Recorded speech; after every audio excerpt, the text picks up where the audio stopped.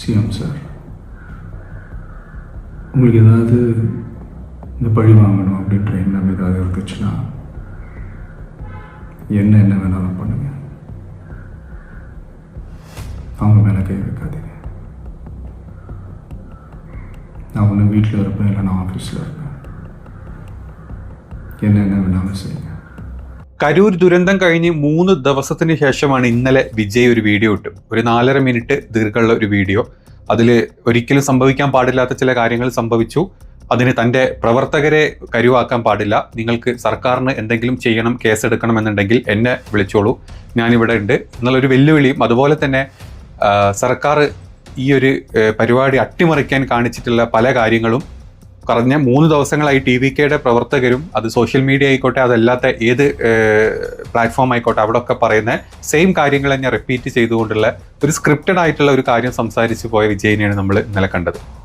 വിജയ് ഈ കാര്യങ്ങളൊക്കെ പറഞ്ഞു പോയി. ഈ പറഞ്ഞ് തൊട്ട് അടുത്ത നിമിഷം തന്നെ തമിഴ്നാട് സർക്കാരിൻ്റെ ഒരു പ്രസ് മീറ്റ് നടക്കേണ്ടതായിട്ടുണ്ട്. ആ പ്രസ് മീറ്റിൽ പങ്കെടുത്ത ആളുകൾ അവരുടെ ഹോം സെക്രട്ടറി, അതുപോലെ ഹെൽത്ത് സെക്രട്ടറി, പിന്നെ അവിടുത്തെ റവന്യൂ സെക്രട്ടറിയും പിന്നെ ADGP, ഇത്രയും ആളുകൾ ഇരുന്നിട്ടുള്ള ഒരു സംയുക്ത പ്രസ് മീറ്റ് നടന്നു. ആ പ്രസ് മീറ്റിൽ വിജയ് പറഞ്ഞ ഓരോ കാര്യങ്ങളെയും പൊളിച്ചടക്കിയിട്ട്, അല്ലെങ്കിൽ വിജയ് പറഞ്ഞതല്ല സത്യം, തമിഴ്നാട് സർക്കാർ കൊടുത്ത പരിരക്ഷ എന്തായിരുന്നു ഈ ഒരു പരിപാടിക്ക്, പക്ഷെ അത് ഇവിടെ എങ്ങനെ പൊളിഞ്ഞു എന്നുള്ളത് വ്യക്തമായിട്ട് പറഞ്ഞുകൊണ്ടായിരുന്നു ഈ ഒരു പ്രസ് മീറ്റ് നടന്നത്.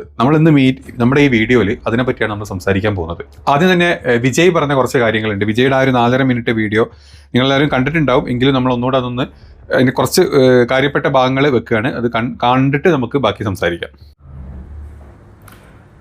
அனைவருக்கும் வணக்கம். என் லைஃப்பில் இந்த மாதிரி ஒரு பெயின்ஃபுல்லான ஒரு சுச்சுவேஷனை நான் ஃபேஸ் பண்ணதே கிடையாது. மனசு முழுக்க வலி மட்டும்தான். இந்த சுற்றுப்பயணத்தில் என்னென்ன மக்கள் பார்க்க வராங்க, அதுக்கு ஒரே ஒரு காரணம் தான், அவங்க என் மேலே வச்சுருக்கிற அன்பும் பாசம். அந்த அன்புக்கும் பாசத்துக்கும் நான் எப்பவும் கடமைப்பட்டிருக்கிறேன். அதனால தான் இந்த சுற்றுப்பயணத்தில் மற்ற எல்லா விஷயங்களையும் தாண்டி மக்களுடைய சேஃப்டி, அதில் எந்த காம்ப்ரமைஸும் பண்ணிடக்கூடாதுன்றதுக்காக தான் அது என் மனசில் ரொம்ப ஆழமாக இருக்கும் அந்த எண்ணம். அதனால தான் இந்த அரசியல் காரணங்கள் எல்லாத்தையும் தவிர்த்துட்டு ஒதுக்கி வச்சுட்டு மக்களுடைய சேஃப்டி மட்டும் மைண்டில் வச்சுக்கிட்டு அதுக்கான இடங்களை சூஸ் பண்ணுறது, அதுக்கான இடங்களை பார்த்து பெர்மிஷன் கேட்குறது, போலீஸ் டிபார்ட்மெண்ட்டில் அதை ரிக்வெஸ்ட் பண்ணி கேட்போம். ஆனால் நடக்கக்கூடாது நடந்துருச்சு. ஆனால் மனுஷன் தானே, அந்த நேரத்தில் அத்தனை பேர் பாதிக்கப்பட்டு இருக்கும்போது எப்படி அந்த ஊரை விட்டுட்டு என்னால் கிளம்பி வர முடியும்?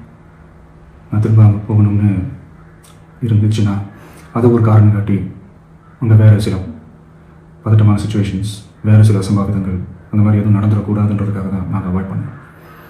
இந்த நேரத்தில் சொந்தங்களை இழந்து தவிக்கிற அத்தனை குடும்பங்களுக்கும் என்னுடைய ஆழ்ந்த இடங்களை தெரிவிச்சுக்கிறேன். எனக்கு தெரியும் என்ன சொன்னாலும் இது ஈடையாகாதுன்னு எனக்கு தெரியும். ஹாஸ்பிட்டலில் ட்ரீட் பண்ணிகிட்ருக்கிற எல்லாருமே சீக்கிரமாக க்யூர் ஆகி வரணுன்றது இந்த நேரத்தில் நான் வேண்டிக்கிறேன். கூடிய சீக்கிரமே உங்கள் எல்லாரையும் நான் சந்திக்கிறேன். இந்த நேரத்தில் எங்களுடைய வழிகளை, எங்களுடைய நிலைமையை புரிஞ்சுக்கிட்டு எங்களுக்காக பேசின அரசியல் கட்சிகளை சார்ந்த நண்பர்கள், தலைவர்கள் அனைவருக்கும் என்னுடைய நன்றியை தெரிவிச்சுக்கிறேன். கிட்டத்தட்ட ஒரு 5 மாவட்டத்துக்கு பிரச்சாரத்துக்கு போனோம். இந்த மாதிரி எதுவுமே நடக்கலாம். ஆனால் கரூரில் மட்டும் ஏன் எப்படி நடக்குது? மக்களுக்கு எல்லா உண்மையும் தெரியும். மக்கள் எல்லாத்தையும் பார்த்துக்கிட்டு இருக்காங்க. கரூரை சேர்ந்த அந்த மக்கள் அந்த உண்மையெல்லாம் வெளியில் சொல்லும்போது எனக்கு கடவுளே நேரில் வந்து இறங்கி அந்த உண்மைகள்லாம் சொல்கிற மாதிரி எனக்கு தோணுச்சு. சீக்கிரமே எல்லா உண்மைகளும் வெளியில் வரும்.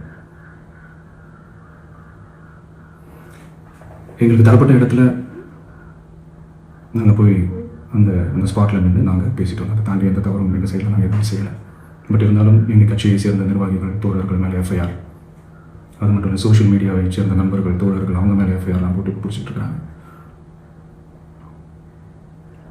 சிஎம் சார், உங்களுக்கு ஏதாவது இந்த பழி வாங்கணும் அப்படின்ற எண்ணம் ஏதாவது இருந்துச்சுன்னா என்ன வேணாலும் பண்ணுங்க. அவங்க மேலே கை வைக்காதீங்க. நான் ஒன்று வீட்டில் இருப்பேன், இல்லை நான் ஆஃபீஸில் இருப்பேன். என்ன வேணாலும் செய்யுங்க. நண்பர்களே, தோழர்களே, நம்மளோட அரசியல் பயணம் இன்னும் ஸ்ட்ராங்கராக, இன்னும் தைரியத்தோടെ കണ്ടിന്യൂ ആകും. അതായത് CM സാർ നിങ്ങൾക്ക് എന്തെങ്കിലും ചെയ്യണമെന്നുണ്ടെങ്കിൽ അത് എന്നെ എനിക്കെതിരെ ചെയ്തോളൂ, എൻ്റെ നൻപർഗർ തൊഴിൽഗർ ഇവർക്കൊന്നും എതിരെ, അല്ലെങ്കിൽ എൻ്റെ സുഹൃത്തുക്കൾക്കും എൻ്റെ പാർട്ടിയുടെ ആളുകൾക്കെതിരെ ഒന്നും ചെയ്യാൻ പാടില്ല. ഞാൻ എൻ്റെ ഓഫീസിലോ അല്ലെങ്കിൽ ഞാൻ എൻ്റെ വീട്ടിലോ കാണും, നിങ്ങൾക്ക് ഇവിടെ വരാം, എന്നെ എന്ത് വേണമെങ്കിലും ചെയ്യാം. ഇനി മുന്നോട്ടുള്ള എൻ്റെ രാഷ്ട്രീയ പ്രവർത്തനങ്ങളും കാര്യങ്ങളും കൂടുതൽ സ്ട്രോങ് ആയിട്ട് ഞാൻ മുന്നോട്ട് കൊണ്ടുപോകും.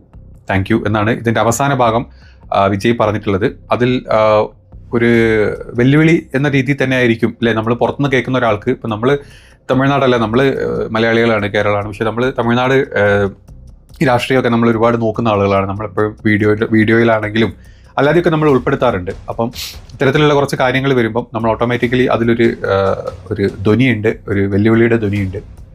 ഇനി തനിക്ക് പറ്റിപ്പോയതിൽ ക്ഷമ ചോദിക്കുന്നുണ്ട്, പക്ഷേ അതെങ്ങനെ സംഭവിച്ചു എന്നുള്ളതിൻ്റെ മൊത്തം പഴി തമിഴ്നാട് ഗവൺമെൻറ്റിൻ്റെ മേലോട്ടും പോലീസിൻ്റെ മേലോട്ടുമാണ് വീണ്ടും വിജയ് അല്ലെങ്കിൽ TVK പാർട്ടി ഇടുന്നത്. ഇപ്പം ഈ TVKയുടെ സൈഡിൽ നിന്ന് അവർ പറഞ്ഞിട്ടുള്ള ചില കാര്യങ്ങളുണ്ട്. ഫസ്റ്റ് തന്നെ അവർ പറയുന്നത് പോലീസിൻ്റെ അനാസ്ഥ എന്നാണ് പറയുന്നത്. പോലീസിൻ്റെ അനാസ്ഥ എന്നൊരിക്കലും പറയാൻ പാടില്ല. കാരണം ഇന്നത്തെ പ്രസ് മീറ്റിൽ DGP അല്ലെങ്കിൽ അവിടുത്തെ മറ്റ് റവന്യൂ ഡിപ്പാർട്ട്മെന്റ് ആളുകളൊക്കെ വളരെ വ്യക്തമായിട്ട് 1-2 വീഡിയോ ഒക്കെ കാണിച്ചു തന്നിട്ടുണ്ട്. എങ്ങനെയാണ് പോലീസിനെ വിജയ് തന്നെ INBTVയിൽ വിജയ് നന്ദി പറയുന്നുണ്ട്. ഈ ഒരു ക്രൗഡിനെ നല്ല രീതിയിൽ മാനേജ് ചെയ്ത് ഞങ്ങൾക്ക് കംപ്ലീറ്റ് സപ്പോർട്ട് ചെയ്ത പോലീസിന് ഒരു താങ്ക്സ് പറഞ്ഞിട്ടുള്ള വിജയുടെ ഒരു വീഡിയോയുടെ പോർഷൻ ഉണ്ട്. முதல்ல போலீஸ் டிபார்ட்மெண்ட்டுக்கு என்னுடைய மனமார்ந்த நன்றிகள். அவங்க இல்லைன்னா அந்த பைபாஸ்லேருந்து இந்த ஸ்பாட்டுக்கு என்னால் வந்திருக்க முடியுமான்னு எனக்கே தெரியல. So once again thank you so much. ഇതുപോലെ താങ്ക്സ് പറയാൻ മാത്രമല്ല, പോലീസ് INBTVയിൽ അവിടെ കൂടിയ ആളുകൾക്ക് വെള്ളം കൊടുത്തിട്ടും അതല്ലാണ്ട് അവർക്ക് വേണ്ട എയർ സർക്കുലേഷൻ ഇല്ലാത്ത സമയത്ത് കയ്യിലുള്ള ഈ കർച്ചീഫ് വരെ വീശി അവർക്ക് ഒരു സപ്പോർട്ട് കൊടുക്കാൻ പോലീസ് നോക്കിയ വീഡിയോ നമ്മൾ കണ്ടിട്ടുണ്ട്. അപ്പോൾ പോലീസിനെ കണ്ണടച്ച് പറയുന്നതിൽ ഒരു അർത്ഥമില്ല. കാരണം 10,000 ആളുകൾക്ക് മാത്രമാണ് TVKയുടെ സൈഡിൽ നിന്ന് അപ്രൂവൽ വാങ്ങിച്ചിട്ടുള്ളത് നമുക്കറിയാം.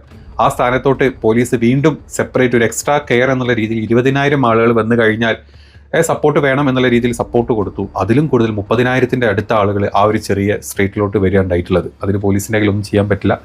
അതും വ്യക്തമായിട്ട് തന്നെ ഇന്നത്തെ പ്രസ് മീറ്റിൽ അവർ പറയുന്നുണ്ട്. 10,000 பேர் கலந்து கொள்வாங்கன்னு சொல்லி அவங்க ரிக்வஸ்ட் கொடுத்துருந்தாங்க. ஸோ இந்த 10,000 பேர் வருவாங்கன்னு தான் வந்து அவங்களோட இது இருந்தது. பட் ஏற்கனவே வந்து அந்த கட்சி தலைவரோட கூட்டத்தில் பார்த்தீங்கன்னா, நாகப்பட்டினம் திருச்சியில் நடந்த கூட்டத்தில் பார்த்தீங்கன்னா, அவங்க சொல்கிற கூட்டத்தில் ஜாஸ்தி வருன்றதுக்காக போலீஸ் ஆன்டிசிபேட் பண்ணி ஒரு 20,000 பேர்கிட்ட வருவாங்க அப்படின்னு அவங்களோட source of intelligence plus past இதை வச்சு ட்ராக்கை வச்சு அவங்க ப்ரிப்பேர் பண்ணது வந்து 20,000 பேருக்கு வருவாங்கன்னு சொல்லிட்டு, அதாவது 50 பேருக்கு ஒரு போலீஸ்காரங்க தான் நார்மல் அவங்களுடைய standard ratio, allocation ratio. But high risk கிரவுடுக்கு ஜெனரல் கிரவுடுக்கு இவ்வளவு போட மாட்டோம். பட் இந்த மாதிரி ஹை ரிஸ்க் கிரவுடு நம்ம எந்தூசிஸ்ட் கிரவுடுக்கு வந்து இந்த மாதிரி போடக்கூடிய ஸ்கேல். ஸோ இந்த கேஸில் வந்து 20 பேருக்கு ஒன்றா, അതായത് 50 ആൾക്ക് ഒരു പോലീസ് എന്ന രീതിയിലാണ് ഇങ്ങനത്തെ ഒരു പ്രോഗ്രാമിൽ സാധാരണ വിന്യസിക്കാറ്. അതിന് പകരം 20 ആൾക്ക് ഒരു പോലീസ് എന്ന രീതിയിൽ അവിടെ പോലീസ് ഉണ്ടായിരുന്നു. പക്ഷേ അതിൻ്റെയും ഡബിളിൻ്റെ മേലെ അല്ലെങ്കിൽ ത്രിബിളോളം ആളുകൾ വന്നു കഴിഞ്ഞാൽ അവരുടെ കയ്യിൽ നിൽക്കുന്നതിന് അപ്പുറത്തോട്ട് ഈ കാര്യങ്ങൾ പോയി എന്ന് വ്യക്തമായിട്ട് ഇതിൽ പോലീസ് അല്ലെങ്കിൽ ആ ഒരു കംപ്ലീറ്റ് സമിതി ഇത് പറയുന്നുണ്ട്. ഇനി അത് മാത്രമല്ല, അങ്ങോട്ട് വിജയ് എത്തിയ സമയം അത് എന്ത് ഒരു എൻട്രി, ഒരു മാസ് എൻട്രിക്ക് വേണ്ടിയിട്ടാണോ എന്നാണ് എല്ലാവരും ചോദിക്കുന്നത്. 12 മണിക്ക് തുടങ്ങുന്ന പ്രോഗ്രാം ഈവനിങ് ആകുമ്പോൾ കഴിയും, അല്ലെങ്കിൽ നൈറ്റ് സ്റ്റാർട്ട് ആകുമ്പോൾ കഴിയും എന്ന രീതിയിലുള്ള ഒരു പ്രോഗ്രാമിലോട്ട് വിജയ് വരുന്നത് തന്നെ വൈകിട്ട് 7 മണിക്കാണ്. ഈ ഒരു 6-6.5 മണിക്കൂറോളം അവിടെ കൂടി നിന്ന ജനങ്ങൾ വീണ്ടും എക്സോസ്റ്റ് ആവുകയാണ്. അവർ എയർ കിട്ടാണ്ട്, അതല്ലാണ്ട് ആ ചൂടത്ത് അവർ അത്രയും ടൈറ്റായി നിന്ന് പിന്നെ വിജയ് വരുന്ന ഒരു ആവേശത്തിൽ കയറി അടിക്കുകയാണ് എന്നുള്ളത് നമുക്കറിയാം. ഇത് വിജയുടെ തന്നെ അല്ലെങ്കിൽ TVK അതിൻ്റെ കാര്യകർത്താക്കളുടെ ഏറ്റവും വലിയൊരു തെറ്റ് തന്നെയാണ് ഈ ഒരു 6-7 മണിക്കൂറിൻ്റെ ഡിലേ എന്ന് പറയുന്നത് ഇത്രയും വലിയൊരു ജനക്കൂട്ടത്തിൻ്റെ ഇടയിൽ. ഇനി അത് മാത്രമല്ല, അങ്ങോട്ട് വിജയ് വരുന്ന വണ്ടിയുടെ വലുപ്പം, ആ വണ്ടി കടന്നു പോകുന്ന റോഡിൻ്റെ വലുപ്പം, അതിൻ്റെ ഇടയിൽ ഈ കടകളുടെയും വണ്ടിയുടെ ഇടയിൽ ആളുകൾ തിക്കും തിരക്കിലും പെട്ടുപോകുന്നതിൻ്റെ ഒരു പോർഷനും നമ്മൾ വ്യക്തമായിട്ട് കണ്ടിട്ടുണ്ട്. അതേ സ്ഥാനത്ത് TVK പറയുന്ന മറ്റൊരു കാര്യം, അവിടേക്കുള്ള പവർ കട്ട് ചെയ്തു അല്ലെങ്കിൽ അവിടുത്തെ ഇലക്ട്രിസിറ്റി കംപ്ലീറ്റ് ഓഫ് ചെയ്തു എന്ന് പറയുന്നുണ്ട്. അതിന് വ്യക്തമായിട്ടുള്ള ഒരു മറുപടി ADGP കൊടുക്കുന്നുണ്ട്.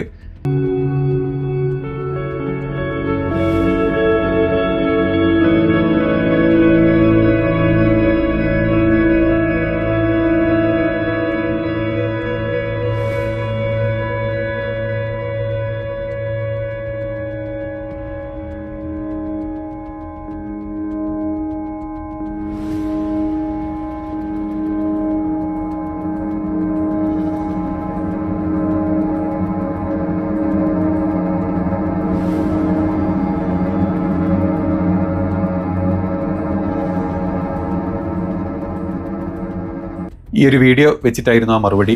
അതായത് അവരുടെ ജനറേറ്റർ ഹൗസിലോട്ട്, ജനറേറ്റർ വെച്ചിട്ടുള്ള റൂമിലോട്ട് ആളുകൾ ഇടിച്ച് കയറി, അതിൻ്റെ മേലെ ആളുകൾ കയറിയിരുന്ന് ജനറേറ്റർ അതിൻ്റെ ഇടയിൽ ഓഫായി പോകുന്നുണ്ട്. ആ ജനറേറ്റർ ഓഫ് ആകുമ്പം സ്പോട്ട് ലൈറ്റുകളെല്ലാം ഓഫ് ആകുന്നുണ്ട്. അവിടെ സർക്കാരിൻ്റെ കയ്യിലല്ല അത് വരുന്നത്. സർക്കാർ അവിടുത്തെ നോർമൽ ഇലക്ട്രിസിറ്റി പ്ലസ് അവരവിടേക്കുള്ള മറ്റ് സ്ട്രീറ്റ് ലൈറ്റ് കാര്യങ്ങളൊക്കെ സർക്കാർ കൊടുക്കുന്നുണ്ട്. ബാക്കി അവിടുത്തെ പവർ ലൈറ്റുകളും ബാക്കി സ്പോട്ട് ലൈറ്റുകളും ചെയ്യേണ്ടത് TVKയുടെ ആളുകളാണ്. അത് അവരുടെ പ്രവർത്തകർ മൂലം തന്നെ അവർ കഴിയുന്നത് കൺട്രോൾ പോകുന്നുണ്ട്.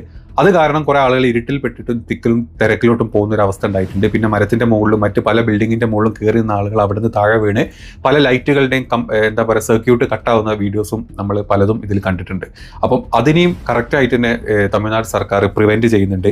ഇനി അത് മാത്രമല്ല, വേറെ ചില കാര്യങ്ങൾ അതിൽ പറയുന്നത് ആംബുലൻസിൻ്റെ അപര്യാപ്തത ഉണ്ടായിരുന്നു, അല്ലെങ്കിൽ ആംബുലൻസ് ഇൻ ബിറ്റ്വീനിൽ വരുന്നു എന്ന് പറയുന്നുണ്ട്. അതിനും വ്യക്തമായിട്ടുള്ള മറുപടി ഇന്നത്തെ പ്രസ് മീറ്റിൽ കൊടുത്തിട്ടുണ്ട്. TVKയുടെ സൈഡിൽ നിന്നുള്ള ആംബുലൻസ്, പിന്നെ കുറേ സന്നദ്ധ സംഘടനകളുടെ ആംബുലൻസും അതുപോലെ തന്നെ സർക്കാർ ഹോസ്പിറ്റലിൽ സർക്കാരിൻ്റെ ആംബുലൻസും അവിടേക്ക് വന്നിട്ടുണ്ട്. ഇൻ ബിറ്റ്വീൻ ആംബുലൻസ് പോകുന്ന വീഡിയോ നമ്മൾ കണ്ടിട്ടുണ്ട്. അതിന് താങ്ക്സ് പറഞ്ഞിട്ടും അതിന് വഴിമാറാൻ പറഞ്ഞിട്ടും വിജയ് തന്നെ അവരോട് പറയുന്നതിൻ്റെ ഷോട്ടുകൾ എല്ലാവരും ഇന്ന് കണ്ടിട്ടുണ്ട്. അപ്പം ആ പറയുന്ന ഒരു കാര്യം അവിടെ ഒന്നും അല്ലാത്ത രീതിയിലോട്ട് മാറുകയാണ്.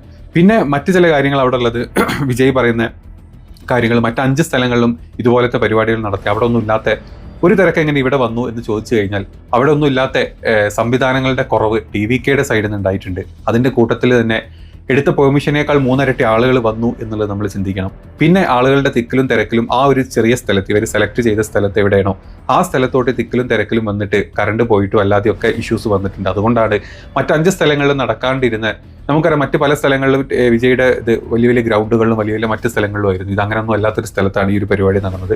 അവിടെയും വിജയ് മുന്നോട്ട് വെക്കുന്ന, അല്ലെങ്കിൽ TVK മുന്നോട്ട് വെക്കുന്ന കാര്യങ്ങൾ തെറ്റാണെന്ന് വ്യക്തമായിട്ട് ഈ ഒരു എന്താ പറയുക അവസരത്തിൽ, ഇന്നത്തെ ഒരു അവസരത്തിൽ അത് സർക്കാർ വ്യക്തമായിട്ട് തന്നെ അതിനുള്ള മറുപടിയും TVKക്കും വിജയ്ക്കും കൊടുക്കുന്നുണ്ട്. പിന്നെ ഇന്നത്തെ വീഡിയോയിൽ വിജയ് പറയുന്ന മറ്റു കാര്യങ്ങൾ, താൻ എന്തുകൊണ്ട് അവിടെ നിന്ന് മാറി നിന്നു, അത് കഴിഞ്ഞ് 3 ദിവസം കഴിഞ്ഞിട്ടാണ് വന്നത്. അതിനുള്ള കാരണം അവിടെ ഇനി വിജയ് കണ്ടിന്യൂ ചെയ്യുകയാണെങ്കിൽ ചിലപ്പോൾ അവിടെ മറ്റു രീതിയിൽ ആളുകൾ പ്രകോപിതരായിട്ട് എന്തെങ്കിലും ചെയ്യും എന്നുള്ള പേടി കൊണ്ടാണ് ഞാൻ അവിടെ നിന്ന് മാറി നിന്നത്. പിന്നെ ഞാൻ അങ്ങോട്ട് വരാൻ ട്രൈ ചെയ്യുന്നുണ്ട്, അതിനെന്നെ ഗവൺമെൻറ് സമ്മതിക്കുന്നില്ല, തമിഴ്നാട് സർക്കാർ സമ്മതിക്കുന്നില്ല. അങ്ങനത്തെ കുറേ കാര്യങ്ങളാണ് പിന്നെ വിജയ് ഇന്ന് അവിടെ ഇന്നത്തെ സംസാരത്തിൽ അല്ലെങ്കിൽ TVKയുടെ പാർട്ടിയുടെ സൈഡിൽ നിന്നും കാര്യങ്ങൾ സംസാരിച്ചുകൊണ്ടിരിക്കുന്നത്.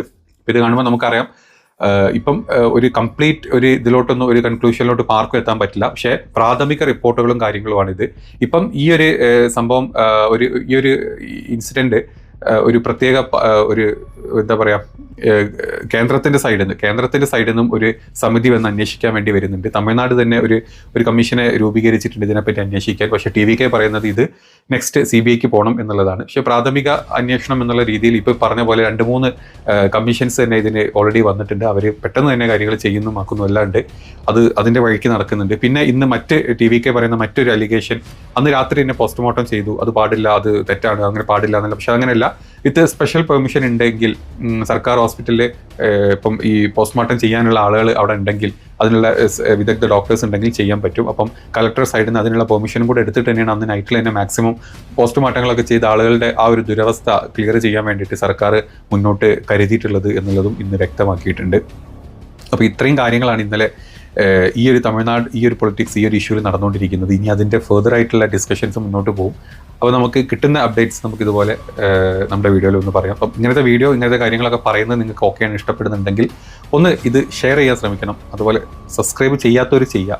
അപ്പോൾ അങ്ങനെ കുറച്ചും കൂടെ ആളുകൾ എടുത്തോട്ട് ഇത് റീച്ച് ആവും. കമൻറ്റുകളും നിങ്ങളുടെ അഭിപ്രായങ്ങൾ കമൻറ്റുകളായിട്ടും, അല്ലെങ്കിൽ നിങ്ങൾ ഇഷ്ടപ്പെട്ട വീഡിയോ ഇഷ്ടപ്പെട്ടിട്ടുണ്ടെങ്കിൽ ലൈക്കുകളായിട്ടും ഒക്കെ ചെയ്യണം എന്ന് പറയാണ്. അല്ലെങ്കിൽ നമുക്കെതിരെ കുറേ പേര് പല രീതിയിലും നമ്മുടെ ചാനലിനെ കൂട്ടിക്കാനുള്ള പല പരിപാടികളും നടത്തുന്നുണ്ട്. അതുകൊണ്ടാണ് അത് ഇഷ്ടപ്പെടുന്ന ആളുകൾ മാക്സിമം സപ്പോർട്ട് ചെയ്യണം എന്ന് ഇങ്ങനെ ഒരു വീഡിയോയുടെ ലാസ്റ്റ് പറയേണ്ടി വന്നത്. ഓക്കെ.